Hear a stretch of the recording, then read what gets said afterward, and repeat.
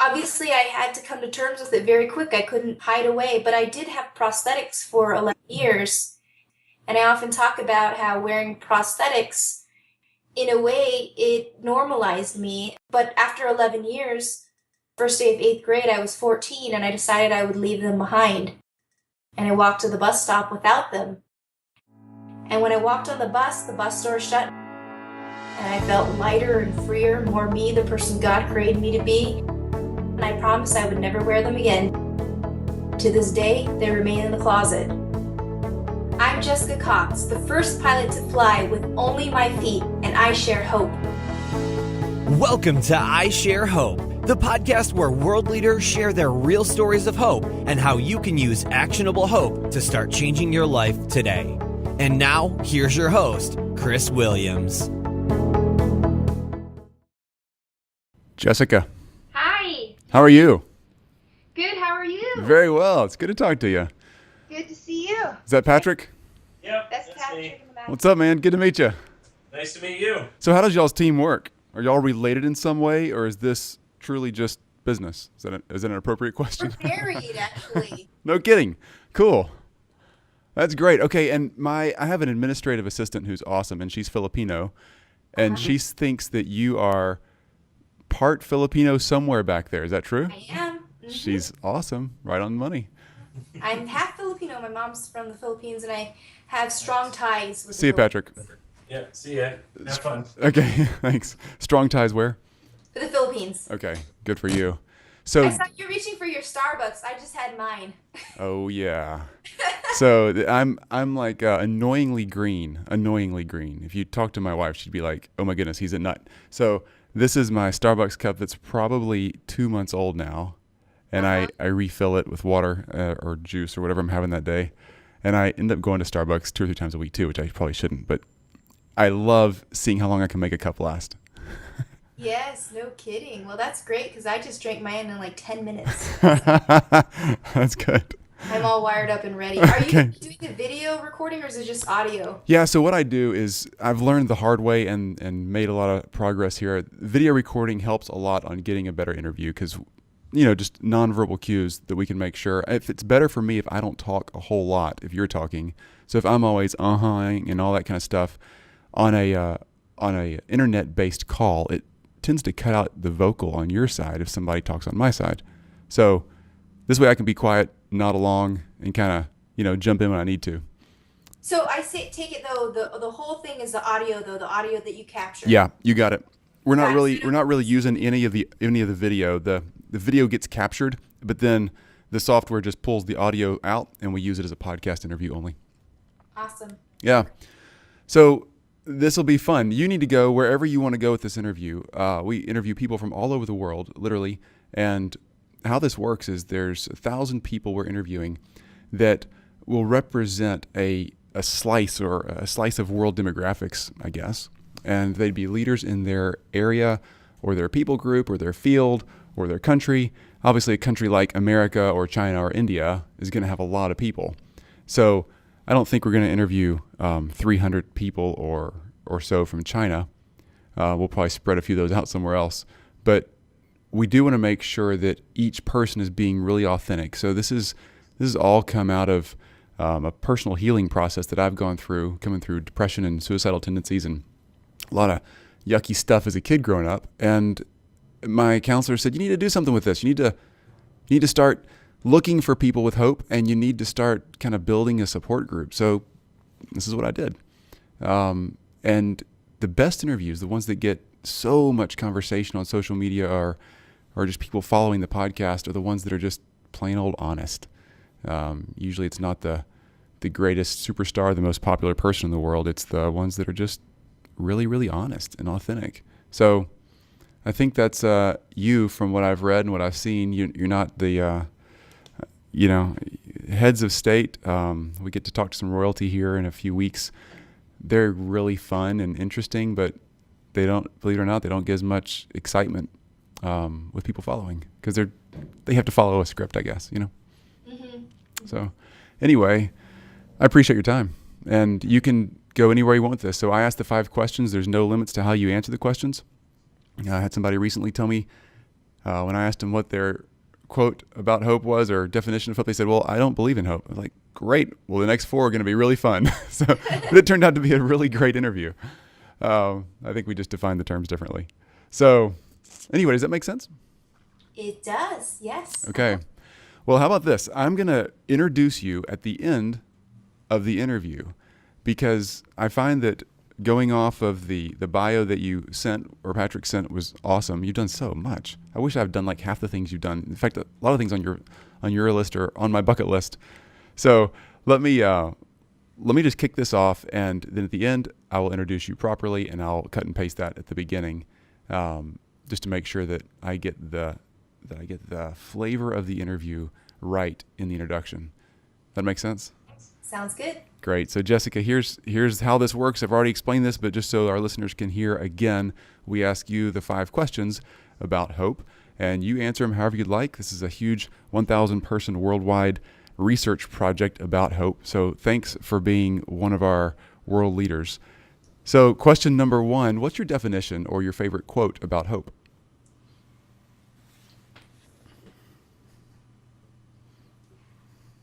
When I think about hope, I think about someone or something that makes it easier to do something in life. For me personally, I can give you an example. Do you want me to get to that, or question number 3 is going to be, when was a time that you really had to fall back on hope to get through? So yeah, go with we'll get to that in a second. How about that? I don't want to blow it all at one time. Okay. Your quote though, say that again. Explain that again. Explain your theory and your belief about hope again, one more time. Something that makes life a little easier or smoother in some way or another. It doesn't have to be a person, it could be something as well. Okay, so something that smooths out the bumps. Interesting. That's a good definition, and nobody has said anything like that yet. That's really great. So something that takes the rough spots out of life. Is that a good way to summarize what you're saying? Okay. Question number 2 then is, who has shared the most hope with you in your life? Who's been a great giver of hope to you? If that's your definition, who's done that for you? For me, one of the people who gave me great hope was my mentor. Being someone who was born with a disability, I was born without arms, I didn't know what kind of life I had in store for me. And one day I remember seeing a TV piece about a woman who didn't have arms, and it was the first time in my life who I'd met someone who had actually seen someone who was in the same situation as me.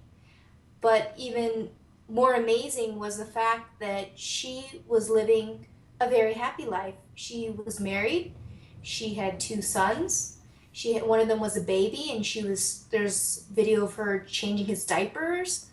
And for me, as a teenager, that was a person of hope for me. That answered all my questions. Would I be able to get married? Would I be able to have kids? Could I take care of children? And in those few seconds of that TV piece, I immediately connected with this woman, and she, for me, demonstrated hope. That's really cool. Is she still your mentor? Do you have a relationship with her? Yes, she's still my mentor. Wow. Still our friends, and we text once in a while, or we're in different cities, but we do connect when we can. That's super cool. Oh boy, that's cool. Okay, that's a great illustration because, I think a lot of us feel like when we're in a really hard situation, whatever that may be, there's nobody like me, or there's nobody that gets this, or there's nobody that's had this bad of a day. There's nobody that would understand the bad relationship or the addiction or the depression or the physical issue.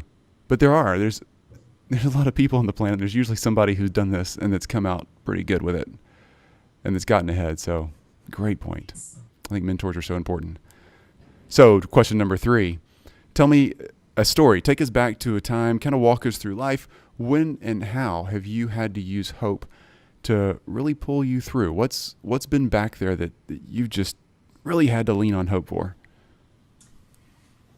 Well, I think about my own situation and the way that I deal with the rest of the world. Now, my family who accepts me as I am, and they don't see me as being any different as someone with a disability. They don't see me as someone who needs help.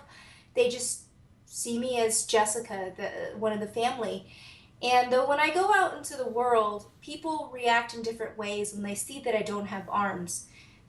Some people don't know how to react, some people are curious, some people feel uncomfortable, some people it reminds them of their own vulnerability. There's the whole gamut of reactions to people seeing me and reacting. And I feel that for me, when I'm able to show them the things that I can do and I get these reactions from people around, in some way or form, it's hope. And for the longest time, though, I used to absolutely hate, I disdained having this reaction, having to be different, having people look at me or stare at me or take that second glance, or just sometimes look past me. And I realized, though, it could truly be an instrument to sharing hope in the same way that other people have given me hope in their own lives, like my mentor I mentioned. Mm-hmm. Okay, that makes sense. So you were born without arms, is that correct? Yes. No injury involved here. It wasn't a traumatic injury. Okay. Nothing traumatic. It wasn't genetic. Nothing that anyone could have anticipated. Mm-hmm. So it was a shock to my parents. Wow. So they didn't even know from ultrasounds or anything like that. There was no early notice for them. No, actually the sonograms came back all negative, didn't show any signs of birth defects. Wow. Wow, that's fascinating. So siblings, you have brothers and sisters that you grew up with? I do have an older brother and a younger sister. And Jackie. And so growing up as a kid, when did you kind of wake up to the fact that, hey, maybe I'm not like they are? Was that always there? Or did you kind of realize it one day? Well, not necessarily from my family, because they just accepted me as I am, but I think it was probably the outside world reacting to me that brought this awareness at a very early age, probably 2-3 years old, maybe even younger. I mean, you'd be surprised how we pick up on things even as babies and toddlers. And just that reaction from people when my mom would push me in a shopping cart at the grocery store, I'd be sitting in the little seat and she would be bombarded with questions or stares or comments like, "Oh, poor little girl," at which she would respond, "Don't feel sorry for her, she'll be just fine." But that type of environmental interaction, I think, is what brought the awareness that something's different about me. This isn't the normal, the way people are reacting to me. And then I started to wondering, why am I different? Ah, interesting. And so what was middle school? I've got 5 kids. 2 of them are smack in the middle of middle school. And it's a tough grade. It's a tough grade for everybody. What was that stage in life like for you with something that you really couldn't hide or stuff in your backpack or wear a hat down low or whatever? Obviously, I had to come to terms with it very quick. I couldn't hide away, but I did have prosthetics for 11 years. And I often talk about how wearing prosthetics, in a way, it normalized me. But after 11 years, first day of 8th grade, I was 14, and I decided I would leave them behind. And I walked to the bus stop without them. And I felt lighter and freer, more me, the person God created me to be. And when I walked on the bus door shut, and I promised I would never wear them again. To this day, they remain in the closet. Oh, that's cool. I love that mentality. Just going for it. Yes. Taking you to the street. That's fantastic. Huh. So, okay, so you've grown up, you're an adult now. You've actually made, I'd say you've turned lemons into lemonade. I hate to use such a easily coined phrase, but you've taken something that many people would say, "Oh no," and you've actually used it to present so much good to so many people. So question 4, I've got a lot more questions for question number 5, but question number 4, how are you using hope today? What are you doing to deliver hope, either to yourself or to the world around you?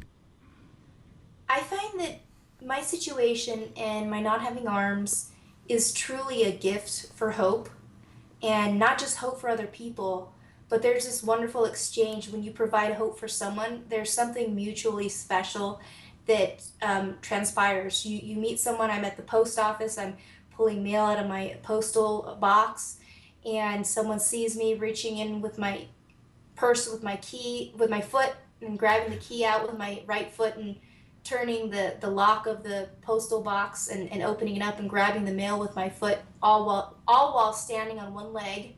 And they see that, and it really stops them. And for that very special moment in their day, it's a little bit of hope that they see.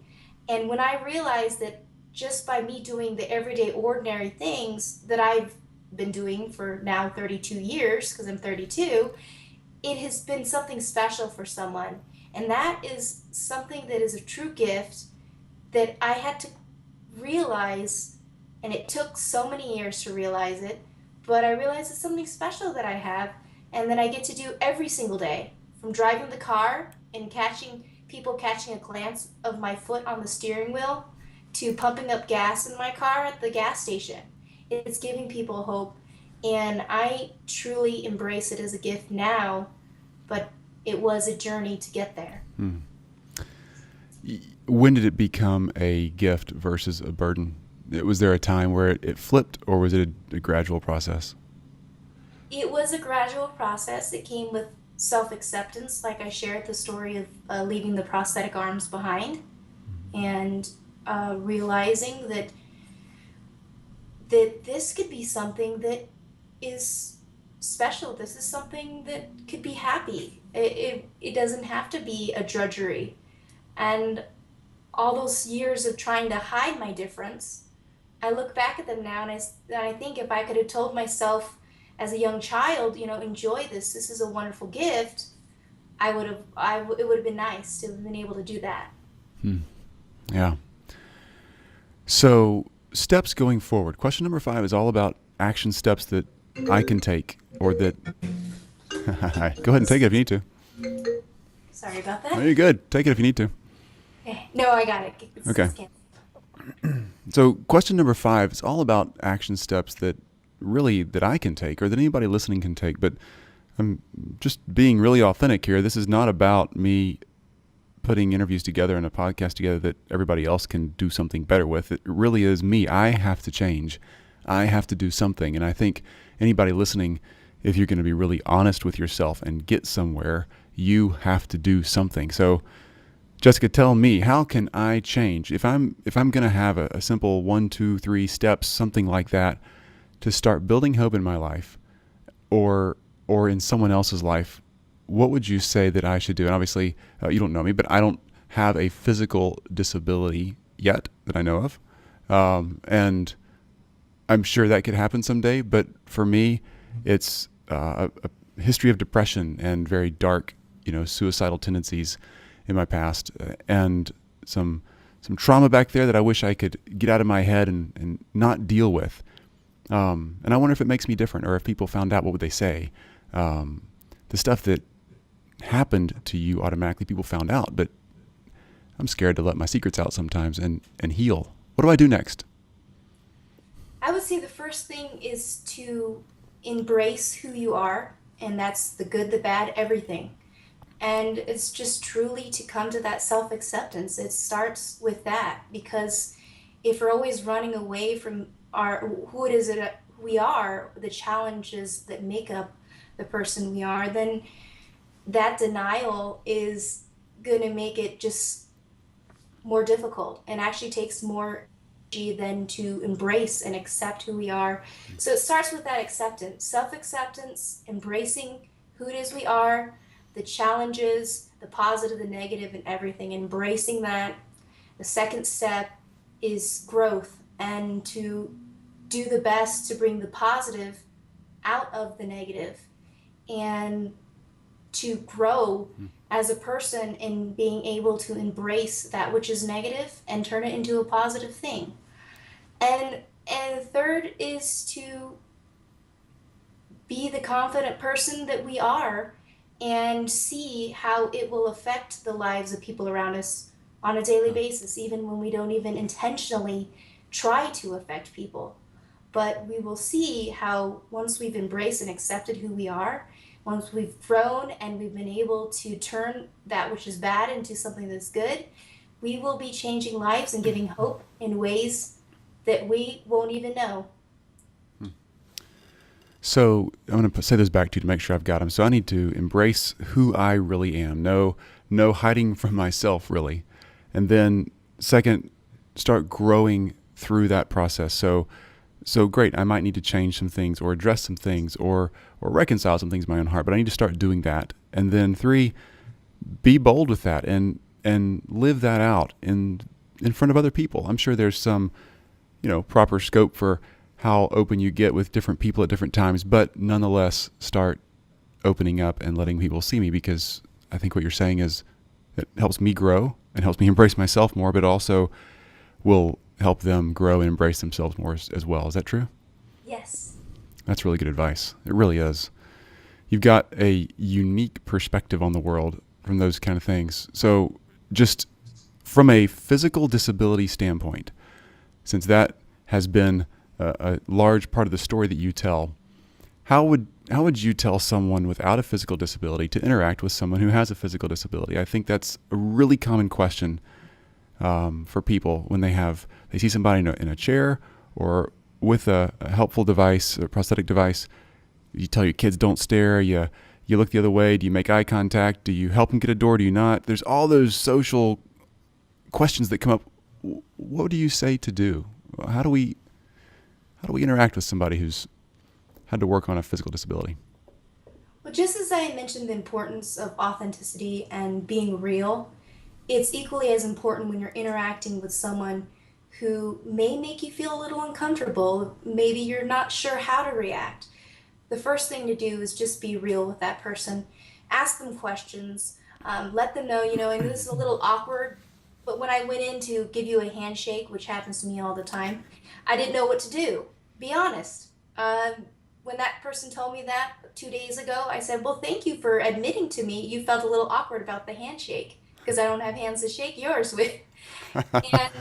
And just be upfront. If you have a question, some people obviously are going to be different. People with disabilities who've acquired disabilities from trauma, they may not want to bring up their disability, but be aware of that and just treat them with love and treat them the way you would want to be treated. Don't look past them. Don't disregard them. Don't pretend you didn't see them.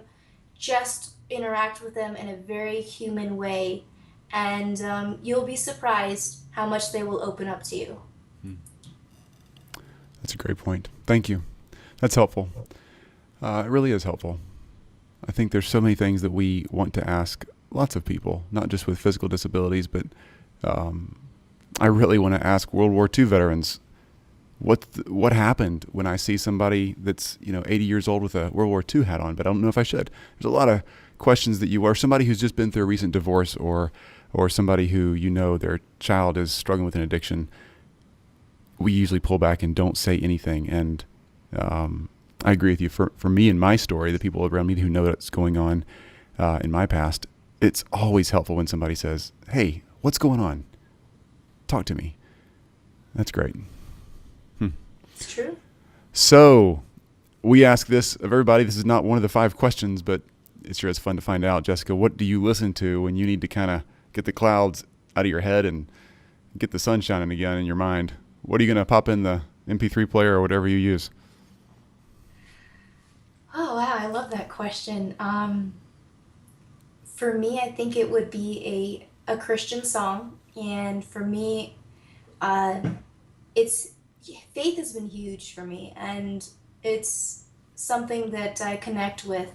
So if I'm ever having a really bad day, I'll put in on the car ride or wherever I am, I'll play something from a Christian CD, and it really does change my attitude. I mean, not immediately, but over time, it really helps me change. It changes the perspective, I think. Awesome. So do you have a particular artist or song there you want to mention? No, I don't have a particular artist or song, but I have a couple, so I can't say I have a favorite. Okay, I hear you. But the theme of Christian music, faith-based music for you, that's going to really just get your mind back in the direction that it needs to be, and where you're focused on truth, not just the feeling that happens to pop in your head. Yes. Got it. Makes a lot of sense. And where can we find you? I see here on this piece of paper in front of me that there are some great websites and social media links. Just rattle a few of those off for the people who are listening and don't have a chance to get back to the computer. We'll put them in our show notes as well. You can find those at isharehope.com. But name a few of those off so we can just listen and type them in as we go. The first one, rightfooted.com. I am right-footed, if you're wondering. That's great. And the second one, I'm working on a book. It's called Disarm Your Limits. And you can find that on rightfooted.com or jessicacox.com. All one word. All right. And Facebook, Twitter, any of those? I'm on Facebook. You can find me, Twitter, all of those social media sites. Just Google or search for Jessica Cox. Great. We will do it, and I will have these in the show notes as well. So Jessica, let me read through this bio and make sure I'm on track. And then anything else you want to say, I'll cut this part out and then put it back to the beginning, but then we can wrap up anything else you want to say. So, born without arms, Jessica Cox could have succumbed to the low expectations that ushered her into this world. In spite of them all, she graduated from college, learned to swim, drive a car, surf, scuba dive, fly an airplane, become a Taekwondo State Champion, and live independently using her feet in ways others would take their hands for granted. And live independently using her feet in ways. My goodness, I'm getting tangled up on that one. And live independently using her feet in ways others who take their hands for granted can only imagine. She holds the title of the first person without arms to get a black belt in ATA martial arts and the Guinness World Record for the first pilot to fly with her feet. Yet her greatest triumph in life stands far above any physical feat. It's her unrepentant regard for herself as a whole person, her high degree of self-acceptance that gives her the freedom and power to insist that society accept her too, just as she is. Jessica, that totally nails what you just said, and I'm thrilled to talk to you. So obviously there's a million questions that my 4-year-old brain has, like what's the hardest thing you're working on mastering right now with your feet? Which is tying my hair in a ponytail. Are you working on it for real? I'm working different ways of doing it. That's cool. All right. And then so my family's we're big barefoot people. If I'm not wearing cowboy boots, I'm barefoot, and most of my kids are too. So are you barefoot all the time, or do you wear shoes when it's cold? I don't like wearing shoes, and right now I'm barefoot, and the moment I walk in the house, I take my shoes off. So you go to the post office. My shoes off. Okay. So you go to the post office to get your mail out of the post office box, and you're standing on one foot, reaching in the P.O. box with the other foot. Do you take off your shoes right there in the post office, or did you walk in barefoot? No, I wear the shoes in to protect my feet from getting dirty, and then I take my right shoe off, keep the left foot on, and left shoe on the left foot, and then just use my right foot when it's out of the shoe to do all that. Awesome. Okay, so now you're at the restaurant eating dinner, and no shoes, no shirt, no service, the whole little thing at the door. How do you deal with that? Well, I take off my shoes when it's time to grab a hold of that fork, and I have no hesitation. And I guess if anyone ever complains, I'll say, well, this is what I'm given, and I'm using that. That's great. All right. What's one of the funniest moments you've had dealing with life the way you deal with it? Well, I just love those reactions I get the first time I rented a car from a rental car office, which with an unrestricted driver's license, they can't stop me from renting a rental car, but those reactions were some to remember. That's great. You got a great opportunity to blow some people's minds. Oh, yeah. I love it.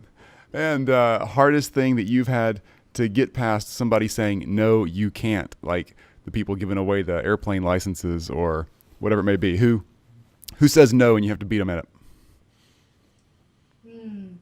Well, for me, I've been able to turn no, you can't into Yes, I can, and watch me. All right. And the next thing that's on the bucket list. So you've got the airplane, the car, the Taekwondo black belt. You got all this stuff going for you. What's the next big thing you're trying to check off your list besides tying a ponytail? Well, I used to say rock climbing, but I tried that a couple years ago. And then I used to say skydiving, but I did that on my birthday. So, let's see. I guess I have to say doing a skydive without any help, without a tandem instructor with me. Yeah, that's a good point. That's a great point. So you're extremely flexible. I mean, if you're doing ponytail work, then you can get those feet wherever they need to go, right? Yes. And do you do any kind of exercises the rest of us don't do to stay limber, or does that just happen because it's your normal range of motion? It's normal range of motion. Everyone at one point in their life was that flexible. When you see babies and toddlers, they reach their foot and then Sure. put it in their mouth, and that for me was just something I maintained out of necessity. And do you ever fall down? Do you ever trip and fall on something? I mean, I do. I'm only human, so yes, I do. And for me, bracing myself when I fall, I've learned how to roll, as well as just catching myself with my legs. If I'm falling down, I'll use I'm just able to fall back. One of the things I had to learn is to fall backwards instead of forward. Okay. That's really cool. All right. And if we could ask these 5 questions about hope to anybody in the world, who would you want to hear answer the questions? Ooh. Well, that would be cool if you had the president on. That would be neat. Obama? Yes. Great. I'll call him up. Who else? He might be a little busy for another year and a half, but maybe after that. Who knows? Yes. Well, can they be passed if they're not alive anymore? Well, they're harder to interview unless you got some secret way to get to them. Okay. I thought you were just asking the question if it was anyone. Anyone who's still able to answer the questions. Okay, got it. That's a good question. The other 4 people. Oh, you don't have to think of 5. Pope Francis. Pope Francis. A lot of people have mentioned him. Yes. Good. Who else? Let's see. How often are you in the Philippines? Probably once a year. Okay. Are you speaking when you go there? Or are you just visiting family or what? Visiting and speaking combination. Okay. Mm-hmm. Who in the Philippines would you really want to hear from if anybody could answer the questions there? Oh, that's a great question. Who in the Philippines? You're gonna have to get back to me on that. I have to think about this one. It's tough. That's good. That's good. Okay. Thank you so much for your time. On the way out, give me a couple of quotes. So I'm Jessica Cox and I share hope. Just give me a simple one like that, and then we'll do another one that's, if you want to introduce yourself in any certain way. Sorry, I'm waving at people leaving my office. Is there a... you can just start with that one. I'm Jessica Cox and I share hope. Start with that. I'm Jessica Cox and I share hope. Perfect. First time. All right. Is there any way you'd want to introduce yourself? Some people would say, I'm Barack Obama, the President of the United States, and I share hope. There's people that want to use titles, anything like that you'd want to use to flag who you are if somebody doesn't recognize the name. I'm the first pilot to fly with only my feet. Oh, that's good. Okay, so do the same thing. Say, I'm Jessica Cox, the first pilot to fly with only my feet, and I share hope. I'm Jessica Cox, the first pilot to fly with only my feet, and I share hope. That's great. I love it. Okay, Jessica, I can't thank you enough. I really can't. You're truly, really, really cool. Thanks. I like the poster behind you, by the way, too. Oh, thanks. Do you see it, what it says? Yeah, how great would life be if we lived a little? And the last one down there, what does that say? I can't quite see it. It's a little grainy. If we lived a little of it every day. Huh. And it's a picture of an airplane. How great life would be if we lived a little of it every day. No kidding. You know, what strikes me talking to you is the difference in your life and my life and how many things you've checked off the bucket list, we'll call it. And And how many of those things I want to check off my bucket list, and yet I haven't found the time or put the energy into it. And I'm assuming it would take me a little less time and a little less energy. But your determination level is higher. It's almost like your path in life has given you a strength that that most people don't have. Does that make sense? I agree. Yeah. Determination is a muscle, and the more we use it, the better we get. So let's say you have a couple of kids and they have no physical disabilities or any main disabilities I can tell. How are you going to teach that kind of determination to someone who doesn't have a need to exercise it every day?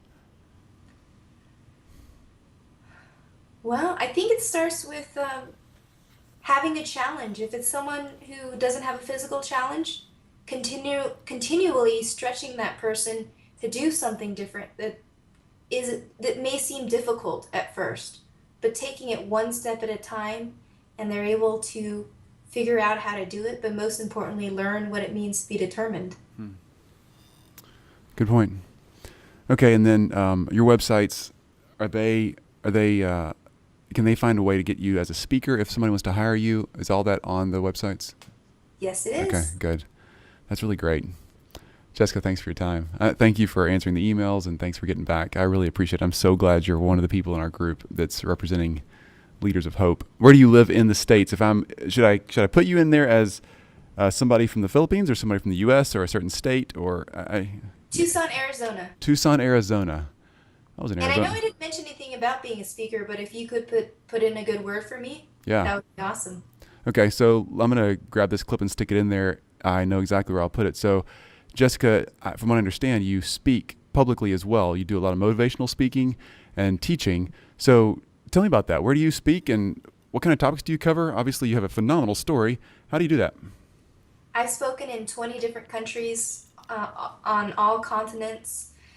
So I've spoken at the Pentagon. I've had the opportunity to speak in a lot of different special places like the World Economic Forum. And for me, speaking is a gift that I'm able to share with other people. And when they hear my story, they think that if she can do that without arms, if she can fly an airplane without arms, then there isn't anything that should stop me from doing what I want to do. That's a great point. That's a great message. It's a really great message. And I'm glad you've been able to influence some of our world's most public leaders with your words. Thank you. Thank you. Jessica, I am working on, this is the first time I've mentioned this to anybody other than my wife and a business partner. I'm working on a TEDx conference in Memphis, Tennessee. The trick with the TEDx conference is nobody's allowed to be paid. There's no for-profit in it. It's purely just volunteer. Have you ever been involved in a TED event? I had a TEDx event, yes. TEDx or TED proper, either one? You have? But I would love to do it again. That would be awesome. Well, if you find yourself getting down towards Memphis, again, it's not a paid position. None of us will be making anything off of it. It's just doing it to bring whatever topic we bring to the table. But you're a great person of hope. Obviously, I'm targeting the topic of hope. But yeah, all right, I might reach back out on that. That would be a fun deal. Okay, thank you. I was in Arizona last week, actually, on the south side of the Grand Canyon, just taking a tour. How was that? Beautiful. I've never seen the canyon before, and it was unbelievable. Like, yeah. You can't, I mean, I'm sure you've seen it. It's probably nothing to you. You grew up there, lived around enough, but yeah, it's fake. It looks totally fake when you walk up to it. Does, isn't it? It's like somebody hung a big poster out there. Did you hike all the way to the bottom? No, I only had a half a day. I was on a business trip, and so I got one of those tours that flies you out and then back, and you had like 4 hours on the bus. And fortunately, one of the guys here at the office said, man, you got to just get off the bus and walk for 30 minutes down. Just go down and get below the rim, and you can experience a little more of the feel. And it's just crazy awesome. But hoping to take my family back there the next year or so. Yeah. I never get sick of it, so it's beautiful. Good for you. Okay. Thanks, Jessica. Okay, thank you. Talk to you soon. Bye. Bye-bye. You've just listened to I Share Hope.